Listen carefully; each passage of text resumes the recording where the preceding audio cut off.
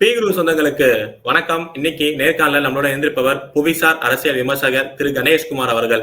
நான் வணக்கம். வணக்கம் கார்த்திக்.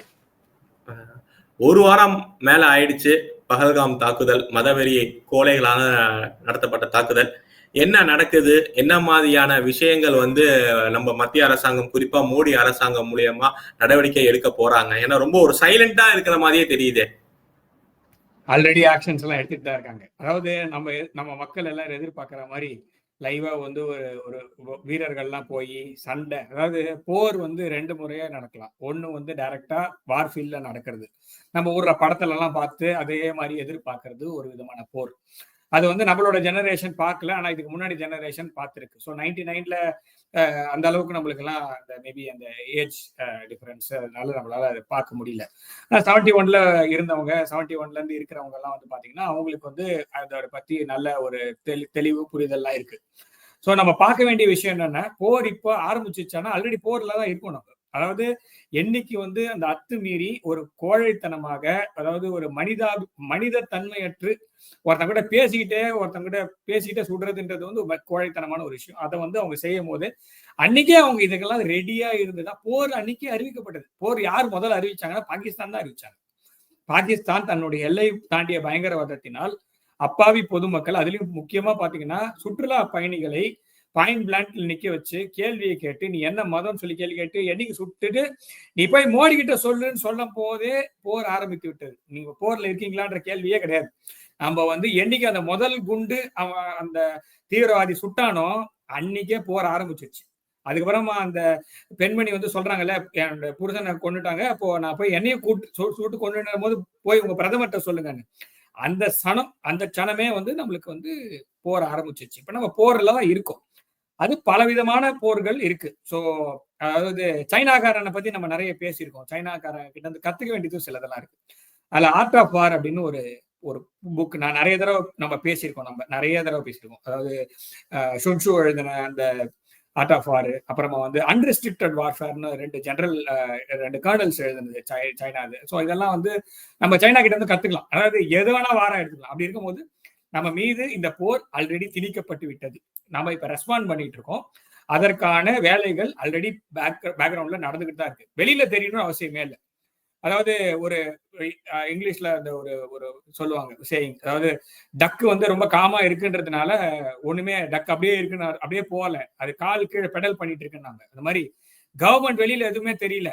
இப்ப கவர்மெண்ட் எப்பவுமே கவர்மெண்ட் எதிர்த்து பேசுறவங்களுக்கு இப்ப வாய்க்கு அவள் கட்ட மாதிரி இங்க இருக்கிறவங்களுக்கு சொல்றேன். அதாவது என்னன்னா, கவர்மெண்ட் என்ன பண்ணுச்சு, 26/11 அப்புறமா என்ன பண்ணாங்க, இப்ப இந்த கவர்மெண்ட் என்ன பண்ணிட்டு இருக்கு, என்னென்ன பண்ணணுமோ எல்லாத்தையும் பண்ணிட்டு இருக்காங்க.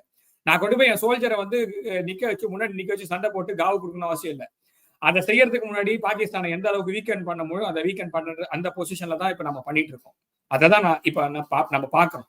ஓகேவா? இல்ல இந்த நடவடிக்கை இப்ப நீங்க சொல்ற மாதிரியே அந்த சிந்து நதி அந்த வாட்டர் ட்ரீட்டியா இருக்கட்டும், இப்ப நம்ம பார்டர் க்ளோஸ் பண்ணதா இருக்கட்டும், இப்ப யூஎன்ல நம்மளோட கோரிக்கைகள் இவங்க மீண்டும் FATF அந்த இதை கொண்டு கிரே லிஸ்ட்ல கொண்டு வாங்க, இந்த மாதிரி டிப்ளமேட்டிக் மூலனால அது வீக்கெண்ட் பண்ண முடியுமா பாகிஸ்தானை? எதுக்குங்க இவ்வளவு கதறாங்க பாகிஸ்தான்? இவ்வளவு, அதாவது இப்ப நீங்க வார், அதாவது அவங்க வாருக்கு ரெடி. எந்த மாதிரி வார்னா நேர சண்டை, அதுக்கு அவங்க ரெடி.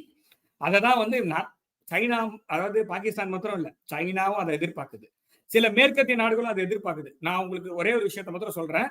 இப்ப நான் உங்களுடைய பார்ட்டி மூடு இல்லைன்னா சொல்றது என்னது, வார் மூட ஸ்பாயில் பண்றதுக்கு பண்ணிக்குவோம். பட் வார் இப்படிதான் இப்போ சண்டை போடுறதுதான் கரெக்டான மெத்தட். ஏன்னா ரஷ்யாவை இப்படிதான் கோத்து விட்டாங்க, இஸ்ரேல் இப்படிதான் கோத்து விட்டாங்க. நம்ம ஆக்சுவலா இந்தியாவுடைய வரலாறு நல்லா தெரிஞ்சவங்க, அதே மாதிரி இந்தியாவுடைய போர் வரலாறு தெரிஞ்சவங்களுக்கு எல்லாம் பாத்தீங்கன்னா, எப்பவுமே இந்தியாவிற்கு உதவி செய்யறதுக்கு 2 நாடு எப்பவுமே இருக்கும், மத்த எந்த நாடும் வராது. நீங்க இந்த நீயா நானா ப்ரோக்ராம்ல கோபிநாத் சார் கேட்பாரு, பச்சை பாஸ் வருமா, வரவே வராது கடைசி வரைக்கும். அந்த மாதிரி அந்த கரெக்டா சொல்லணும்னா இந்த மேற்கத்திய நாடுகளை நம்பி நம்ம சண்டைக்கு போகவே முடியாது. முக்கியமா இந்த அமெரிக்காவையும் யூகேவையும் நம்பி போக முடியாது. ஏன்னா இந்த very existence of Pakistan is because of this US and UK. இதை போன வாரம் பாகிஸ்தானுடைய அமைச்சர் ஒருத்தர் லைவ் ஷோல சொல்றாரு, அமெரிக்காவுக்காக இந்த வேலையை நாங்க ரொம்ப நாளா செஞ்சுட்டு இருக்கோம் அப்படின்னு. அப்ப இதுல யார அவர் போட்டு கொடுக்குறாருன்னு பாத்தீங்கன்னா, மேற்குலக இப்பயுமே நாடுகள் பார்த்திருப்போம், முன்னாள் ஃபாரின் மினிஸ்டர் அவரும் சொல்றாரு இதே டெரரிசம் நாங்க ஆதரிச்சோம் அப்படின்னு சொல்லிட்டு நீங்க சொன்ன மாதிரி யூகேவோட சேனல்ல அவரு சொல்றாரு. இப்ப வந்து இன்னொருத்தரும் அதை ஒத்துக்கிற அட்மிட் பண்றாரு, ஆமா நாங்க டெரரிசம் ஆதரிச்சோம் வளர்த்தோம் அப்படின்னு சொல்லிட்டு தைரியமா. பிரைம் மினிஸ்டரோட பையன் அவங்க, ஓகேவா? அவர் வந்து முன்னாள் பிரைம் மினிஸ்டரோட பையன், அப்புறமா தான் உங்களுக்கு வந்து மினிஸ்டர் ஆனாரு, ஓகேவா? இதெல்லாம் நம்ம பார்த்துட்டு இப்ப நம்ம சொல்றது இது வந்து உள்ளங்கை நெல்லிக்கனி மாதிரி கையில இருக்குது. உள்ளங்கை நெல்லிக்கனி எல்லாம் இல்ல, பெரிய சைஸ் உருளைக்கிழங்கு தான் சொல்லணும். சோ அவ்வளவு பெருசு இருக்கு. இதுக்கு மேல உலகத்துக்கு தெரியலன்னா அதை இவ்வளவு நாள் ஏன் மேற்கத்திய உலகம் கம்முன்னு இருக்குன்னா இதை கிரியேட் பண்ணது அவங்கதான். இதை வந்து நான் சொல்றதுல வெக்கமே கிடையாது நம்மளுக்கு. ஏன்னா இதுதான் அழிச்சாட்டியம் பண்ணிருக்காங்க அவங்க. டு பி பிராங்க் 1948ல இவங்களுக்கு வந்து சோவியத் யூனியனை எதிர்க்கிறதுக்கு ஒரு பிரதேசம் தேவை. இந்த பிராந்தியத்துல தன்னை நிலைநிறுத்தத்துக்கு ஒரு இடம் வேணும், இந்த அரபிக்கடல் பக்கத்துலயும் இந்திய ஓஷன் டெரிட்டரி பக்கத்துலயும். சோ அதுக்காக பாகிஸ்தான் ஒன்று கிரியேட் பண்ணாங்க. சோ ரெண்டு பக்கம் நம்மளுக்கு செக் வைக்கிறதுக்காக ஈஸ்ட் பாகிஸ்தான் ஒரு பக்கம், வெஸ்ட் பாகிஸ்தான் ஒன்று கிரியேட் பண்ணாங்க. இவங்க சாதாரணமான பங்களாதேஷ் அப்புறமா வந்துச்சு. நான் வந்து 1948 பத்தி பேசியிருக்கேன், 47 48. அப்ப பாருங்க ரெண்டு பக்கமும் செக். அதாவது இந்தியா வந்து ஃப்ரீயா மூவ் பண்ணக்கூடாது, இந்த பக்கமும் நான் போக கூடாது, இந்த பக்கம் போக கூடாது. சோ அப்படி ஒரு செக் வச்சதுதான் வில்லியம் பிரவுன், அதாவது அந்த English officer. Pakistan has never என்ன சொல்றது, ஒரு வார வின் பண்ணதே கிடையாது. வாரோ பேட்டிலோ பாகிஸ்தான் வந்து ஒரு போரை சந்திக்கக்கூடிய ஒரு ஆர்மி இல்லவே இல்லை பாகிஸ்தானுக்கு. அது ஒண்ணு சைனா பக்கத்துல இருந்து உதவி வரணும், இல்லைன்னா மேற்கத்திய உலகத்துல இருந்து உதவி வரணும். அப்படி இல்லைன்னா இந்த மாதிரி போரிங் பசங்களை வளர்த்துட்டு சாரி இந்த லாங்குவேஜ்க்காக ஆனா அதை தான் அவங்க பண்ணாங்க, ஓகேவா? இதை விட மோசமான லாங்குவேஜ் யூஸ் பண்ணா கூட ஐ டோன்ட் ஃபீல் பேட். ஏன்னா இந்த மாதிரி வளர்த்துட்டு வெளியூர்ல அனுப்பி சண்டை போடணும், இதுதான். அதாவது regular army has never one and war. ஆனா பேட்ச் மாத்திரம் பெருசு பெருசா போட்டு வச்சிருப்பாங்க. அதாவது இந்த மீம் ஒண்ணு போடுவாங்க, இந்த ஒரு ஆடு வயர்ல மாட்டின மாதிரி, ஒரு கார் தலைவீழ நிக்கிற மாதிரி. அதுல வந்து பாகிஸ்தான் ஆர்மி ஆஃபீஸர்ஸ் அந்த பேட்ஜையும் போட்டு இந்த பேட்ஜ் எப்படி தொங்குதுன்னு கேட்கணும். ஏன்னா இது வரைக்கும் ஒரு வாரில கூட ஜெயிச்சது கிடையாது. தாலிபான் கிட்டயும் தோத்துருக்காங்க இவங்க, ஈரான் கிட்டயும் தோத்துருக்காங்க, இந்தியா கிட்ட கேட்கவே வேணாம். எப்படியா இருந்தாலும் வெளியில இருந்து வந்த உதவி தான் ஓடும். பணமா இருந்தாலும், பொருளா இருந்தாலும், ராணுவ தளவாடங்களா இருந்தாலும் எல்லாமே வெளியில தான் வரணும். அப்ப நீ எதுக்கு ஒரு ஆர்மி வச்சிருக்க? ஆனா எப்பவுமே அவங்க வந்து அதாவது கவர்மெண்ட்னு ஒண்ணு கிடையவே கிடையாது அவங்க ஊர்ல. இது வரைக்கும் ஒரு தடவை கூட ஒரு கம்ப்ளீட்டா ஒரு கவர்மெண்ட் டென்யூர் கம்ப்ளீட் பண்ணதே இல்லை. ஆர்மில இருந்து நிறைய பேர் வெளியேறதா செய்திகளையும் பாக்குறோமே, அது உண்மையா? கண்டிப்பா இல்ல. அதாவது பாகிஸ்தானுடைய ஆர்மி ஆபீசர்ஸ் இருக்காங்கல்ல, அவங்க வந்து ஜவான்ஸ் மாத்திரம் தான் சண்டை போறதுக்கு ரெடியா இருக்காங்க, அதாவது சண்டை போடுற கேப்பபிலிட்டியில இருக்காங்க. ஒரு ஆபீசர் ரேங்க்ல இருக்க எவனுமே காம்பேட் ரெடி கிடையாது. டெக்கரேட்டட் இந்த மாதிரி கார்ல போயிட்டு வர்றது, சல்யூட் வாங்கிக்கிறது, இந்த மாதிரி ஃபங்க்ஷன் அட்டன் பண்றது, இதுக்கு மாத்திரம் தான். நம்ம ஊர்ல இந்த இன்ஃபுளுசர்ஸ் எல்லாம் இருக்காங்கல்ல, இந்த சோசியல் மீடியா அந்த மாதிரி தான் மேபி அவங்க வச்சுக்கலாமே தவிர இது வரைக்கும் அவங்க உண்மையிலே நான் வந்து இதை ஒரு கேள்வியாவே வைக்கிறேன், நான் பதிலா சொல்றேன். ஒரு கேள்வி, பாகிஸ்தானோட ஆர்மியோட எந்த ஆபீசர் ஒரு பெரிய காரியத்தை சாதிச்சிருக்காங்க இது வரைக்கும்? எந்த வாரம் ஜெயிச்சிருக்காங்க?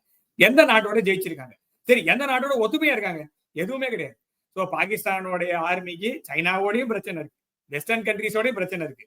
ஸோ எல்லாமே வச்சுக்கிட்டு நீ வந்து இந்தியாவோட நான் சண்டைக்கு போறேன்னு உட்காந்துருக்காங்க. இந்தியாவோடைய டைரக்ட் சண்டைக்கு அவங்க ரெடி, ஆனா பினான்சியல் ஃபைட்டுக்கு ரெடி கிடையாது.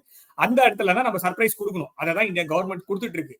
இந்த வாருக்கு போனோம், நம்ம டைரக்டா போய் சண்டை போடணும்னு சொல்றவங்களுக்கு எல்லாம் கொஞ்சம் வெயிட் பண்ணுங்க, உங்களுக்கு தேவையான எல்லா விஷயமும் நடக்கும். ஆனா அதுக்கான டைம் இருக்கு. இடம் உத்தரப்பிரதேசத்துல அந்த கங்கா சாலை அப்படிங்கிற அந்த நெடுஞ்சாலையில வந்து விமானங்கள், போர் விமானங்கள் ஒத்திகை நடக்கிற விஷுவல்ஸ் எல்லாம் நம்ம பார்க்கலாம். அது என்ன அது? ஆமா, அதாவது வார் வருதுன்னு வச்சுக்கோங்களேன், முதல்ல எங்க அட்டாக் பண்ணுவாங்க? ஆர்மியோடைய ஹெட் குவார்டர்ஸ், ஆர்மி அந்த இடத்துல எல்லாம் அட்டாக் பண்ணுவாங்க. சோ அப்ப முக்கியமா என்ன ஆகும்? வார்ஃபீல்ட்ல மாத்திரம் சண்டை போற அளவுக்கு நம்ம இல்ல. நம்ம மகாபாரத காலத்துலயும் இல்ல, எதிரி வந்து பாண்டவரும் கௌரவரும் கிடையாது. சோ அப்படி இருக்கும் போது அவன் எங்க அட்டாக் பண்ணுவான்னா, நேரா ரன்வே அட்டாக் பண்றான்னா எங்க லேண்ட் பண்ணுவீங்க? எங்க ரீஃபியூல் பண்ணுவீங்க? எங்க ஆர்ம் பண்ணுவீங்க? சோ அதுக்குதான். சோ இப்ப நான் வந்து ஒரு பிளைட் எடுத்துட்டு வந்து நான் கரெக்டா ஏதாவது ஒரு வார் நடக்கும் போது நான் வந்து எங்க வார்ஃபீல்ட்ல தான் எடுத்துட்டு போவேன். அதே மாதிரி வந்து கன்வென்ஷனல் வார்ஃபேர் இப்ப கிடையாது, ஓகேவா? அன்கன்வென்ஷனலா தான் சண்டை போடுவோம். சோ அப்ப அவங்களும் பண்ணுவாங்க, நம்மளும் பண்ணுவாங்க. அப்படின்னா அவங்களுக்கு வந்து சைனா பக்கத்துல சப்போர்ட் வருமா? வெஸ்டர்ன் கண்ட்ரிஸ் இன்னைக்கு இப்படி சொல்றாங்க, ஓகேவா? ட்ரம்போட அட்மினிஸ்ட்ரேஷன் இப்படி சொல்லுது. இதே பைடன் அட்மினிஸ்ட்ரேஷன் இருந்ததுன்னா நம்மளுக்கு வந்து வேற மாதிரி ஈக்குவேஷன் இருந்திருக்கும், ஓகேவா? இதே வந்து கியர் ஸ்டார்மர் இன்னைக்கு இப்படி என்ன பண்ணுவாருன்னு தெரியாது. நான் இன்னைக்கும் சொல்றேன், யூகே யூஎஸ்ஏ இந்த ஈக்குவேஷன்ல ஒரு எக்ஸாவே வச்சுக்கோங்க, ஓகேவா? அதாவது முழு நாங்க ஆதரவு தரோம். இந்தியா என்ன பண்ணாலுமே பார்த்திருப்போம். இப்ப நம்மளோட வெளியுறவுத்துறை அமைச்சரோட வந்து யுஎஸ் டிப்ளமேட் எல்லாம் சந்திச்சாங்க. நேத்திக்கோ முந்தா நேத்து பார்த்திருப்போம். யூகேவும் நம்ம பார்த்திருப்போம். வந்து முழு சுதந்திரம் பின்னாடி நாங்க இருக்கோம் அப்படிங்கிறாங்க. இது ஒரு கண் துடைப்பு தானா? யுக்ரைனுக்கு தானங்க சொல்றாங்க, இஸ்ரேலுக்கு தான் சொல்றாங்க. நீங்க நீங்க நீங்க வந்து இந்தியா அப்படின்ற ஒரு நாட்டை எடுத்துருங்க, அந்த இடத்துல இஸ்ரேல் போட்டுக்கோங்க, பாகிஸ்தான் ஒரு நாடு எடுத்துட்டு ஹமாஸோ இல்லைன்னா காசா ஸ்ட்ரிப்போ இல்ல பாலஸ்தீனோ வச்சுக்கோங்க. அதே மாதிரி இந்தியான்றது எடுத்துட்டு ரஷ்யா பண்ண யுக்ரைன் வைங்க. ஏன்னா மேற்கத்திய உலகம் பேக் பண்ற நாடு தான் நான் சொல்றேன். நம்ம டைரக்டா அவங்க கிட்ட இருந்து எதுவும் எதிர்பார்க்கல, பட் ஸ்டில் நான் சொல்றேன், இந்த ஈக்குவேஷனை மாத்தி பாருங்க, நம்மளோட வார் எப்படி இருக்கும்னு யோசிச்சு பாருங்க. ஸோ இங்க ப்ராப்ளம் வந்து we are not thinking about the West against us. ஓகேவா? we are thinking about the West supporting Pakistan. ஏன்னா நம்ம 1971ல இதை பார்த்துட்டோம். 1971ல Pakistan had the grace and support and all things from the West. Task force 7 அப்படின்னு சொல்லிட்டு ஒரு பெரிய ஃபிளீட்டே வந்து அரேபியன் சீல வச்சாங்க. யாருக்காக? பாகிஸ்தான் சப்போர்ட் பண்ணி. அதையும் மீறி நம்ம வந்து ரஷ்யா கிட்ட சப்போர்ட் வந்துச்சு. ஆனா ரஷ்யா இப்ப சப்போர்ட் பண்ற லெவல்ல இருப்பாங்களா? சரி, ரெண்டாவது விஷயம், இப்ப அந்த 71 இப்ப கிடையாதுன்றதுக்கான வித்தியாசம் என்னன்றதை நான் சொல்றேன். 71 போது இருந்த விஷயம் வந்து சைனா வந்து அப்பதான் ரஷ்யா கிட்ட இருந்து ஃப்ரெஷ்ஷா அடி வாங்கியிருந்தாங்க. ஓகே, 69ல தான் சீனோ சோவியத் வார் முடிஞ்சது. அந்த சமயத்துல ஹெப்டியான லாசஸ் சைனாக்கு. அதனால வாயை மூட்டு கம்முன்னு சொன்னா கம்முன்னு இருந்தான். இப்ப சைனா வந்து it has grown to a like பெரிய பினான்சியல் மான்ஸ்டரா இருக்கான். ஆக்சுவலா சுபி பிராங்க் வந்து யூஎஸ்ஏ சேலஞ்ச் பண்ற அளவுக்கு பினான்ஸ் இருக்கு அவங்க கிட்ட. யூஎஸ் கீழே போச்சுன்னா சைனாவும் கீழே போகும். ஸோ இதுல வந்து நம்ம வந்து இட்ஸ் அ காம்ப்ளெக்ஸ் செனாரியோவா தான் நான் பாக்குறேன். ஓகேவா? So pundits May like have different feeling. என்ன பொறுத்த வரைக்கும் இது வந்து அஞ்சுவது அஞ்சாமை பேதமை அப்படின்றத நான் நம்புறேன். ஓகேவா?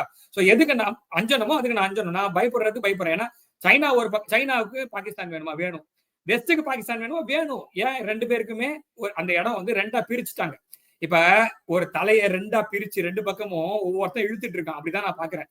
ஓகேவா? பாரத மாதா அப்படின்றத ரெண்டு பக்கமும் இழுக்கிறான். அதுதான். ஏன்னா சைனாவுக்கு இந்த அக்சாய் சின் அப்படின்ற பகுதி, லே லடாக் பகுதி அவன் எந்துன்னு கொண்டாடுறான். அது யார் கொடுத்தது? பாகிஸ்தான் கொடுத்தான் அவனுக்கு. அது நம்மளுடைய பகுதி. அவன் எடுத்துக்கிட்டு அதை கொடுத்தான். அதுக்கு காரணம் நம்மளுடைய ஆட்சியாளர்கள். அதுக்குள்ள நான் போல. we'll talk about that later. So postmortem தான் பண்ணோம், அது அப்புறமா பண்ணோம். இப்போதைக்கு நடந்துட்டு இருக்கிறது ஆபரேஷன் பண்ணோம்.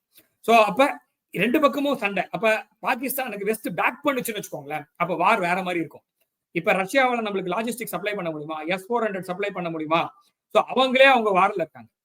ஸோ இதுக்கு வந்து எனக்கு உடனே ஒரு சந்தேகம் மாத்திரம் என்னன்னா, ஒரு யூரோப்பியன் யூனியன்ல ஒரு கான்ஃபரன்ஸ் அட்ரஸ் பண்றாரு ஜெய்சங்கர் அவர்.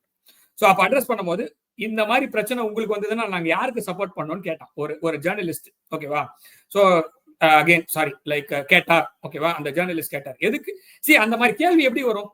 ஸோ உங்களுக்கு இந்த மாதிரி ப்ராப்ளம் வருதுன்னா நான் யாருக்கு சப்போர்ட் பண்ணணும் நீங்க சொல்லுங்க அப்படின்னு ஒரு ஆள் கேட்கிறாருன்னா அவரோட மனநிலை எப்படின்னா, ஸோ அப்ப இந்தியா இந்த மாதிரி பிரச்சனைல வரணும்னு நினைக்கிறாங்களா? அப்படிதானே ஒரு சைக்காலஜிக்கலா I am taking that question as like it is a direct or indirect warning for you.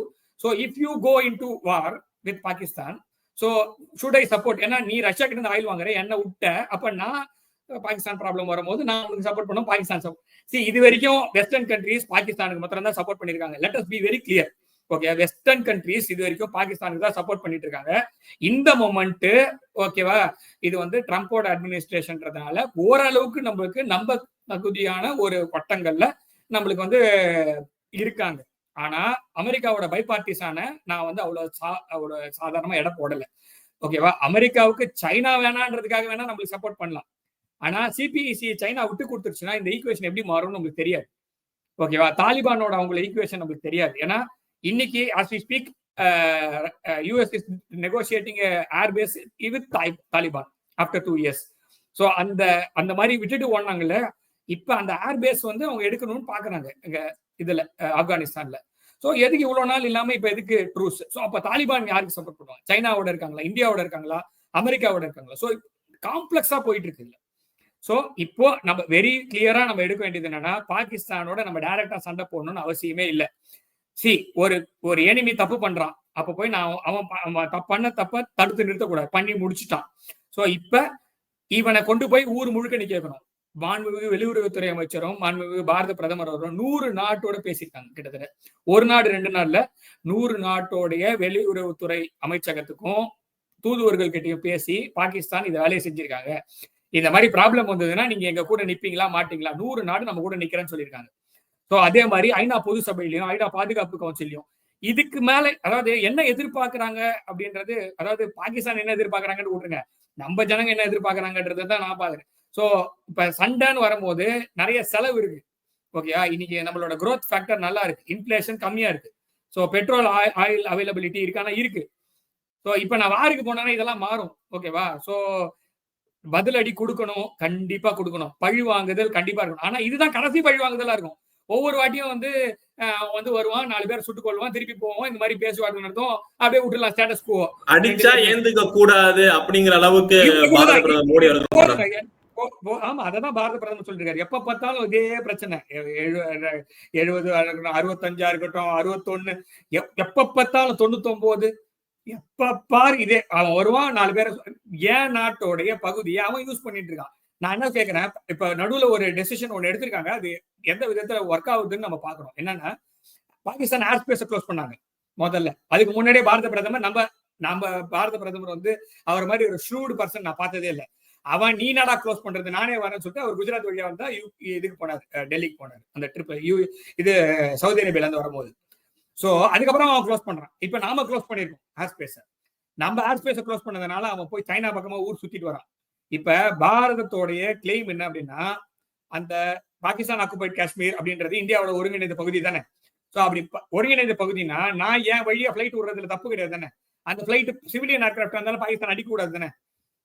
So அப்ப அடிக்காம விட்டா நான் அந்த பிளைட் வழி அது வழியா நான் போயிட்டு ஹிந்து குஷ் வழியா நான் வந்து பறந்தேன்னா பாகிஸ்தானால எந்த கிளைமும் பண்ண முடியாது, சைனாவும் எந்த கிளைமும் பண்ண முடியாது. நான் எனக்கு ஆல்ரெடி வழி இருக்கு, எனக்கு ரோடு வழி இல்ல, ஆனா ஏர் ஸ்பேஸ் இருக்கு. ரோடு வழியை நீ ஆக்கிரமிச்சிட்டு இருக்க. ஸோ ஏர் ஸ்பேஸ் இதுதான் நம்ம பண்ணணும். ஸோ வானம் எண்டுனா பூமியும் எண்டு தான். ஸோ இதை நம்ம எஸ்டாப்ளிஷ் பண்ண ட்ரை பண்ணிட்டு இருக்கோம். ஓகேவா, நான் நிக்கிற இடத்துக்கு மேல இருக்கிற வானமே எனக்கு சொந்தம் அப்படின்னா நான் நிக்கிற இடத்துக்கு கீழே இருக்கிறது எனக்கு தானே சொந்தம். ஸோ இந்த ஏர் ஸ்பேஸை எடுத்தோம்னா பாகிஸ்தான் ஆக்குபைடு காஷ்மீரை நம்ம எளிதாக மீட் பாகிஸ்தான் ஆக்குபைடு காஷ்மீர் மாத்திரம் இல்ல, பல பகுதிகளில் பாகிஸ்தான்ல பெரிய கிளர்ச்சி போயிட்டு இருக்கு, பலுச்சிஸ்தான்ல பெரிய கிளர்ச்சி போயிட்டு. இதெல்லாம் மறைக்கிறதுக்காக தான் பாகிஸ்தான் இந்தியாவோட ஒரு போர் எதிர்பார்க்கறாங்க. ஏன்னா எந்த நாடு உதவி செய்ய வருவாங்கன்னு. நாம டைரக்டா இப்ப போருக்கு போகாம இந்த FATFல கொண்டு போய் இத பார், நீ கொடுத்த பணத்தை நான் என்ன கேட்கிறேன், FATFன்னு ஒரு ஆர்கனைசேஷன் வச்சிருக்காங்கல்ல, ஒரு 40 நாடு சேர்ந்து உலகத்துல எவன்லாம் நல்லவன் எவன்லாம் கெட்டவன் சர்டிஃபை பண்றான்ல, அதுல இப்ப 3 நாடு மாத்திரம் தான் பிளாக் லிஸ்ட்ல இருக்கு. அதுல ஒண்ணு நார்த் கொரியா இருக்கு, இன்னொன்னு ஈரான் இருக்கு, இன்னொன்னு மியான்மர் இருக்கு. சரியா, இந்த 3 நாடும் பக்கத்து நாட்டு மேல போய் சண்டை போடவே இல்லை. பக்கத்து நாட்டுக்கு எல்லை தாண்டிய பயங்கரவாதத்தை கொடுக்கல. ஓகேவா, இவங்களுக்கு ஒரு அச்சுறுத்தலா இருக்குன்றதுக்காக மேற்கத்திய நாடுகள் முக்கியமா இந்த நாடுகள்லாம் சேர்ந்து இந்த 3 நாடுகள் மேல பொருளாதார தடை போடுறான். நாங்க என்ன கேட்கிறோம், நம்ம அதாவது இந்தியா என்ன கேக்குதுன்னா, டெய்லி எல்லை தாண்டிய பயங்கரவாதம், டெய்லி சீஸ்ஃபயர் வயலேஷன், 70 வருஷமா எங்களுக்கு பெரிய குடைச்சலா கொடுத்துட்டு இருக்கான். உன் ஊர்ல பெரிய பெரிய பில்டிங்கை இடிச்சு தள்ளிட்டு, ஓகேவா, உன் ஊர்ல இருக்க பாதுகாப்பு அரண்னு சொல்லப்பட்ட பெட்டகனை இடிச்சுட்டு அந்த ஆள் வந்து 5 ஸ்டார் வாழ்க்கை வாழ்ந்து டெய்லி பிரியாணி தின்னுட்டு இருந்தான் இங்க இந்த நாட்டுல. இந்த நாட்டு மேல உனக்கு FATFல ஒரு ஆக்ஷன் எடுக்கல. கிரே லிஸ்ட்ல போற, பிளாக் லிஸ்ட்ல போடல அப்ப கூட. ஓகேவா, நீ கிரே லிஸ்ட்ல போடுறன்னா அப்போ உன்னோட எண்ணம் என்ன? சோ இப்ப மிரர் காமிச்சிருக்கோம் நம்ம, நீ இதுக்கு மேல ஆக்ஷன் எடுக்கல, உனக்குதான் அசிங்கம். ஏன்னா 2 பாகிஸ்தான் மினிஸ்டர்ஸ், ஒருத்தர் ஃபார்மர் ஒருத்தர் இப்ப 2 பேருமே US கை காமிச்சிருக்காங்க. இப்ப US வந்து ஆக்ஷன் எடுத்தே அவன் இல்லைன்னா உலகத்துல மான மரியாதை எல்லாம் போயிடுச்சு, ஆல்ரெடி போயிடுச்சு. 30 வருஷமா ஒரு ஆள் என்ன சொல்றாரு, 30 வருஷமா நான் வந்து அமெரிக்கா சொல்ற கேட்டுதான் தீவிரவாதத்தை பண்ணிட்டு இருக்கேன்னு சொல்றாரு. இன்னொருத்தர் என்ன சொல்றாருன்னா, இது காலகாலமா நடக்கிறதானே, இதெல்லாம் புதுசா சொல்றேன்னு. சோ அப்ப உலகம் முழுக்க எல்லாத்தையும் பார்த்துட்டு தான் இருக்காங்க. இந்தியா வந்து சரி மானத்தை கப்பல் ஏத்தவானா அப்படின்னு உட்கார்ந்துருக்காங்க. ஓகேவா, doesn't mean like we are always silent.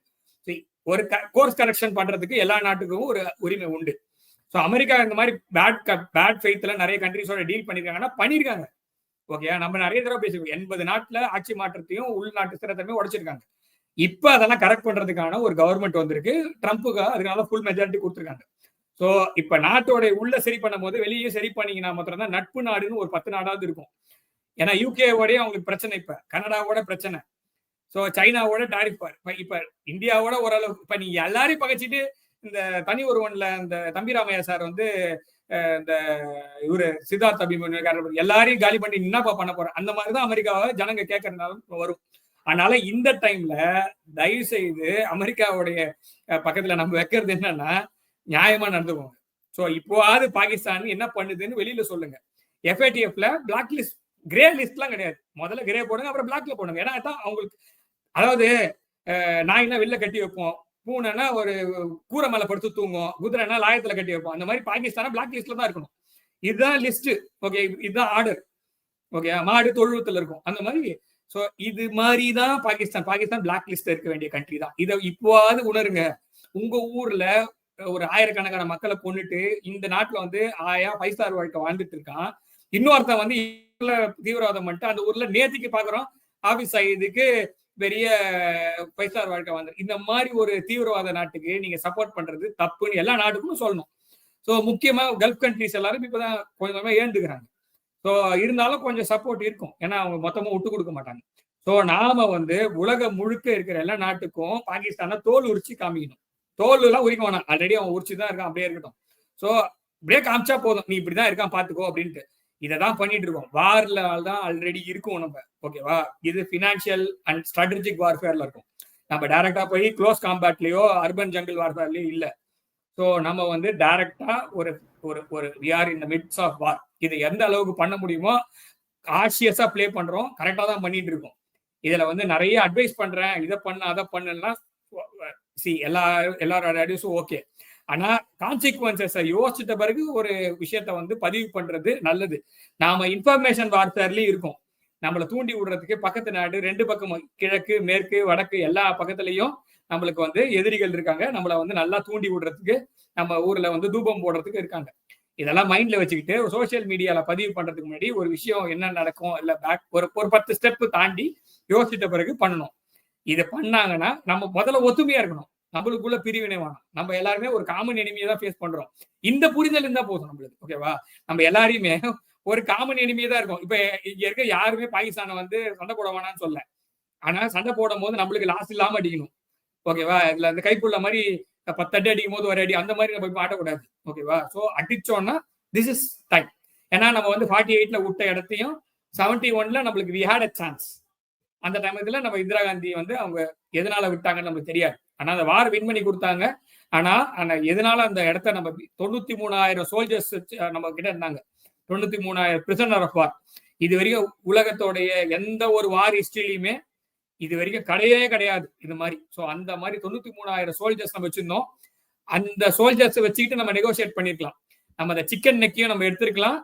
அதே மாதிரி பாகிஸ்தான் என்னுடைய டெரிட்டரி அதை நான் எடுத்திருக்கலாம். சிக்கன் நெக்கையும் ரீநெகோசியேட் பண்ணிக்கலாம். ஆனா அப்ப இந்துஸோடைய பர்சன்டேஜ் கம்மி ஆயிடுச்சு அந்த சமயத்துல.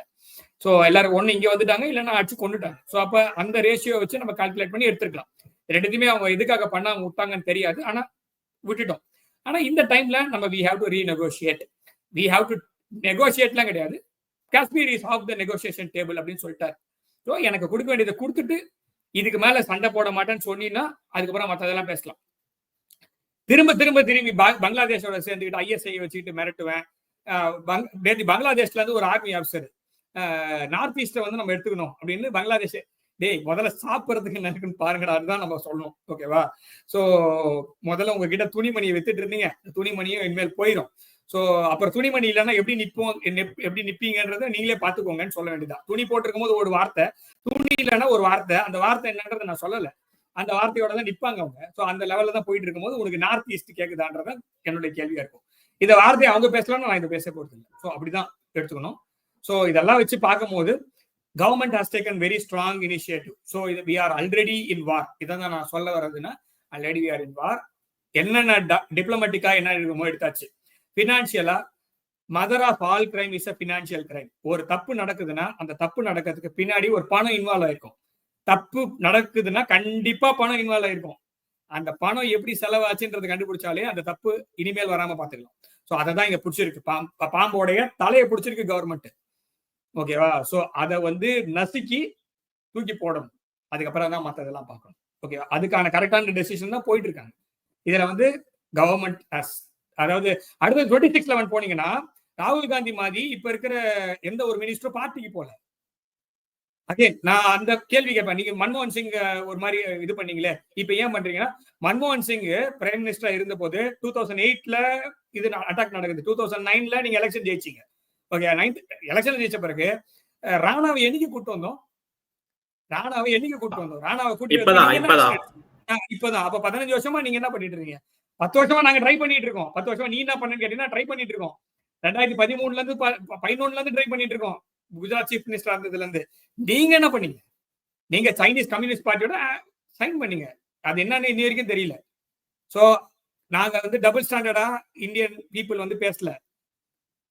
மன்மோகன் சிங் அவர்களுக்கு ஒரு யார்ட் ஸ்டிக்கும் நரேந்திர மோடி அவர்களுக்கு யார்ட் ஸ்டிக்கும் கொடுத்துருக்காங்கன்னா அந்த யார்ட் ஸ்டிக்கு தேவையான விஷயம் நடந்திருக்கு. பாகிஸ்தான் இனி வாயை மூடிட்டு இருக்கான், போய் கெஞ்சிட்டு இருக்கான் ஒவ்வொரு நாட்டிலையும். 26/11 அப்புறமா என்ன ஆச்சு? ஸோ இதெல்லாம் நம்ம பார்க்கணும், புரியுதுங்களா? ஸோ இதெல்லாம் பார்த்துட்டு தான் நம்ம அந்த யார்ட் ஸ்டிக்கை வச்சிருக்கோம். ஸோ ஆக்ஷன் எடுத்திருக்காங்க. ஓகே, ஆக்ஷன் எடுக்காமலாம் இல்லை. நிச்சயமா நீங்க சொல்ற மாதிரியே பொறுத்து பார்ப்போம். ஏன்னா ரிவெஞ்சுன்னு சொல்லிட்டு எல்லாருமே இந்த ஹமாஸை எப்படி வந்து இஸ்ரேல் போர் புரிஞ்சதோ அதே மனநிலையில நம்ம மக்கள் இருக்கறனாலதான் இந்த கேள்வி கேட்கப்பட்டது. ஒரே நிமிஷம். இஸ்ரேல் ஹமாஸ் அது வந்து வேற. ஏன்னா இஸ்ரேல் வந்து டைரக்ட்லி பேக் பை யுஎஸ். இன்னைக்கு மைக் ரூபியோ என்ன சொல்றாருன்னா, இந்தியா வந்து இஸ்ரேல் லெவல்ல, சவுத் கொரியா லெவல்ல, ஜப்பான் லெவல்ல வெயிங்கன்னு இப்ப சொல்றாரு. இதுக்கு முன்னாடி நம்ம இருந்தோமா? இல்ல. இஸ்ரேலுக்கு ஏதாவது பிரச்சனைனா அமெரிக்கா வரும். இந்தியாவுக்கு ஏதாவது பிரச்சனை இது வரைக்கும் அமெரிக்கா வந்திருக்கா? சோ இதெல்லாம் சொல்றேன். நான் என்ன சொல்றேன், நீங்க இஸ்ரேல் மாதிரின்றது யோசிக்கிறதுக்கு ஓகே. இஸ்ரேல் சின்ன நாடு, அதோட எக்கானமி வந்து மல்டிவேரியஸ் ஃபேக்டர்ஸ் வச்சு ரன் ஆகுது. இஸ்ரேல் வந்து ஃபெயில் ஆச்சுன்னா சாதாரணமா ஃபெயில் ஆகும். பிளஸ் பேக்கிங் ஆஃப் அமெரிக்கா இருக்கு. அமெரிக்கன் பினான்சியல் சிஸ்டம்ஸ் வந்து கண்டிப்பா ப்ரொடெக்ட் பண்ணும் இஸ்ரேல. ஏன்னா அவன் தண்ணியில குதிச்சான்னா அவனுக்கு நீச்சல் தெரியும். எனக்கு தெரியுமா தெரியாதான்றது நான் யோசிச்சுட்டு தண்ணியில குதிக்கணும். அவன் குதிச்சுட்டான்றதுக்காக நான் ஆத்தத்துல நான் குதிக்க கூடாது. அவனே ஏன் குதிச்சான்னு யோசிச்சுட்டு இருக்கான் இப்ப. ஓகேயா? இஸ்ரேலியே வந்து கயிறு கட்டி வச்சிருக்காங்க. இப்ப இஸ்ரேல் நினைச்சாலும் இப்ப நிறுத்த முடியாது. ரஷ்யாவும் அதே மாதிரிதான். அவனுக்கு அந்த வார் வந்து கட்டி வைக்கப்பட்டது. ஓகேவா? சோ இப்ப வந்து சாதாரணமா வந்து சண்டையை நிறுத்தல. ஓகே, சண்டையை நிறுத்தணும்னு நினைச்சாலும் முடியாது. இப்ப கம்ப்ளீட்டா முடிக்காம எப்படி போவீங்க நீங்க? சோ அப்ப இஸ்ரேலுக்கு ஒரு சட்டம், எனக்கு ஒரு சட்டமான, ஆமா அப்படிதான் இருந்திருக்கு. அதை நீங்க முதல்ல கண்ணு திறந்து பாருங்க. இஸ்ரேலுக்கு வந்து டைரக்ட் பேக்கிங் ஆஃப் நாட்டோ இருக்கு. ஓகேவா? சோ அது இஸ்ரேல் கிரியேட் ஆனதே திருப்பி அகைன் வெஸ்டர்ன் பேக்கிங்ல தான். ஸோ அதனால அது பண்ணி தான் ஆகணும் அவங்க. அதே மாதிரி இந்தியாவுக்கு பண்ணுவாங்களான்னு தெரியாது. ஸோ நம்மளோட பாப்புலேஷன் என்ன, நம்மளோட ஜிடிபி என்ன, ஸோ க்ரோத் ஃபேக்டர் என்ன, எவ்வளவு நாள் நம்ம சண்டை போட முடியும்? வார் வந்துச்சுன்னா எவ்வளவு பேர் நம்மளுக்கு இன்வெஸ்ட் பண்ணுவாங்க? இருக்கிற கம்பெனி என்ன ஆகும்? பினான்ஸ் வருமா? எப்படி வரும்? அவுட்ஃப்ளோ எப்படி இருக்கும்? என்ன கரன்சி நம்ம யூஸ் பண்ணுவோம்? ஸோ இதெல்லாம் நிறைய கேள்வி இருக்கு. சரியா? சும்மா அவன் பண்றாங்கன்றதுக்காக நான் பண்ணணும்னு அவசியம் இல்லை. நான் அதாவது ரெண்டு விஷயம் சாதாரணமா சொல்லிட்டு நான் இதை முடிச்சிடறேன். Sorry, taking your time. So ஒரு விஷயம் என்னன்னா, அடால்ஃப் எய்ச்மேனை இஸ்ரேல் வந்து எப்படி போய் கடத்தி கூட்டிட்டு வந்தாங்க. அர்ஜென்டினால போயிட்டு மூஞ்சில பிளாஸ்டர் சுத்தி கூட்டிட்டு வந்தாங்க இஸ்ரேலுக்கு. அப்புறமா ட்ரையல் வச்சு அந்த ஆளை தண்டிச்சாங்க. ஸோ அது கவர்ட் ஆபரேஷன். ஆனா ராணாவை நம்ம எப்படி கூட்டிட்டு வந்தோம்? வித்தியாசம் இருக்கு இல்ல. நானும் போய் கவர்ட் ஆபரேஷன் பண்ணணும்னு அவசியம் இல்லை. நான் தைரியமா நடு ராத்திரில அவன் தூக்கிட்டு வந்த மாதிரி தூக்கிட்டு வரல. நான் போய் வெயில்ல பட்டப்பகல்ல அவனே சங்கிலி போட்டு கட்டி எடுத்து வந்து என்கிட்ட கொடுத்து கூட்டிட்டு போங்கன்னு சொன்னான். எது பெருசு? சோ நீங்க அதாவது பார்க்க படம் எடுக்க மேபி ஒரு 10 படம் வந்துச்சுன்னா இவங்க ஒத்துப்பாங்க. ஓகேவா? அது வரைக்கும் இந்த விஷயம் பெருசா தெரியாது.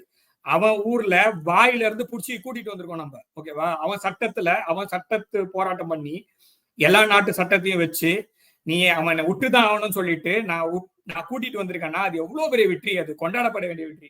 அதை விட்டுட்டு நான் வந்து அவனை மாதிரி பண்ணல, இவனை மாதிரி பண்ணல. சி, இந்தியா மாதிரி தான் பண்ணும். இந்தியாவுக்குன்னு ஒரு ஸ்டைல் இருக்கு. ஓகே, அந்த ஸ்டைல்ல நம்ம ஜெயிக்கிறோமா? ஜெயிக்கணுங்க முதல்ல, அதுதான் முக்கியம். தோத்துட்ட பிறகு நீங்க என்ன வேணா பேசலாம். இல்ல ஜெயிச்ச பிறகு ஜெயிச்சிட்டு இருக்கோம் அப்படின்னா கொஞ்ச நேரம் வெயிட் பண்ணுங்க. ஒரு செஞ்சாச்சு, ஓகேவா? பொங்கல் ஆயிட்டு இருக்கு, ஓகேவா? முடிச்சிட்டோம். அப்புறமா நீங்க சட்னியா சாம்பாரும் டிசைட் பண்ணிக்கோங்க. அப்ப வாயை கூட ஊற்றி சாப்பிடுங்க பொங்கல், ஒன்றும் ப்ராப்ளம் இல்லை. ஆனா கொஞ்சம் வெயிட் பண்ணுங்க. கொஞ்சம் ஆக்க பொறுத்தது ஆற பொறுக்கணும். கரெக்டான டெசிஷன் தான் போயிட்டு இருக்கோம். இஸ்ரேல் எடுத்த டெசிஷன் அவங்களுக்கு கரெக்டா இருக்கும். நம்ம எடுத்துக்கிற டெசிஷன் நம்மளுக்கு கரெக்டா இருக்கும். நம்ம கவர்மெண்ட் வந்து பொதுவா குட்டாம் போக்குல எடுக்கிற டெசிஷன் எதுவும் கிடையாது. கரெக்டா தான் இருக்காங்க. ஓகேவா? Just trust him. ஓகேவா? இவ்வளோ ஆர்டிகல் 370 முடியாது. ஸோ இது வரைக்கும் அடிச்ச எல்லாமே முடியாதுன்னு சொன்னதுதான். ஸோ இப்பவும் சொல்றோம், முடியாதுன்னு சொல்லிட்டீங்கல்ல, சரி கம்முன்னு இருங்க. பண்ண வேண்டியதை பண்ணுவாங்க, நடக்க வேண்டியது நடக்கும், நல்லதே நடக்கும். வெயிட் பண்ணும். நிச்சயமா நீங்க சொல்ற மாதிரியே பொறுத்து பார்ப்போம். இவ்வளவு நேரம் உங்க நேரத்தை நம்ம தளத்துக்கு வந்து பயந்தமைக்கு ரொம்ப ரொம்ப நன்றி. நல்லதே நடக்கும். வாழ்க வளமுடன். வந்தே மாதரம்.